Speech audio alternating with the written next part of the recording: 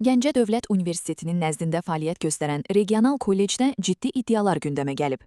Məlumata görə, kollecin direktoru və eyni zamanda ingilis dili müəllimi olan Xoşqədəm Xudiyeva 20 aprel 2026-cı il tarixində Qarabağ Universitetinin nümayəndələrinin iştirakı ilə keçirilən tədbirdə iştirak edib.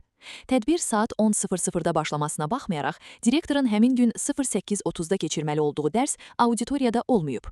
Dərsi isə metodist Məmmədova Günay əvəz edib. Lakin iddialara görə, direktor buna baxmayaraq növbəti dərs üzrə jurnalda tələbələri qiymətləndirib və imza atıb. Bu isə həm pedaqoji, həm də inzibati məsuliyyət baxımından ciddi suallar doğurur. Regional kollecdə hazırda aidiyyəti qurumlar tərəfindən araşdırmalar davam etdirilir.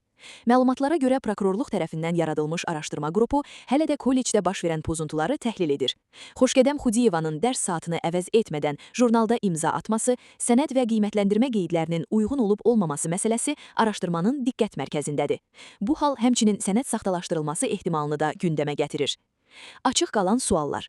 Direktor dərsdə iştirak etmədən tələbələri necə qiymətləndirib?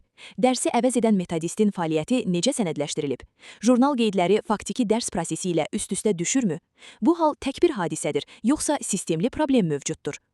Təhsil müəssisəsində rəhbər şəxsin belə hallarda öz vəzifə borcunu yerinə yetirməməsi, idarəetmədə şəffaflıq və məsuliyyət məsələsini ciddi şəkildə gündəmə gətirir.